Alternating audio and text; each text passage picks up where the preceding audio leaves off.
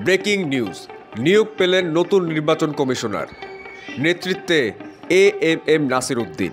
বাংলাদেশে নতুন নির্বাচন কমিশন গঠনের মাধ্যমে দেশের গণতন্ত্র চর্চার এক নতুন অধ্যায়ের সূচনা হয়েছে। রাষ্ট্রপতির নির্দেশনায় বৃহস্পতিবার ২১ নভেম্বর মন্ত্রিপরিষদ বিভাগ দুটি প্রজ্ঞাপনের মাধ্যমে নির্বাচন কমিশনের নতুন সদস্যদের নাম ঘোষণা করেছে। অবসরপ্রাপ্ত সচিব এএমএম নাসির উদ্দিন দায়িত্ব পেয়েছেন প্রধান নির্বাচন কমিশনার হিসেবে।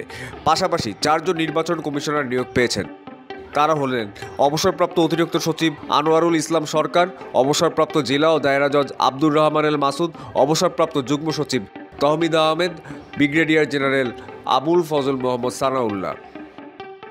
গত ৩১ অক্টোবর প্রধান নির্বাচন কমিশনার ও অন্যান্য নির্বাচন কমিশনার নিয়োগ আইন ২০২২ অনুযায়ী নতুন নির্বাচন কমিশন গঠনের জন্য সার্চ কমিটি গঠন করা হয়।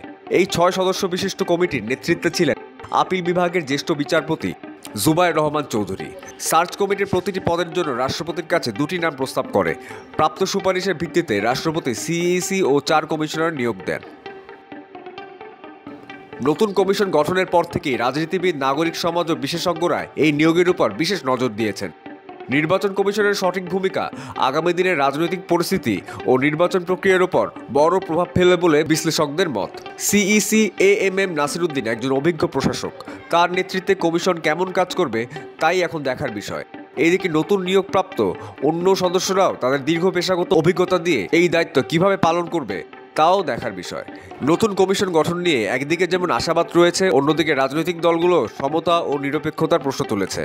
বিশেষ করে প্রধান বিরোধী দলগুলো নতুন কমিশনের ভূমিকা নিয়ে সতর্ক দৃষ্টি রাখছে।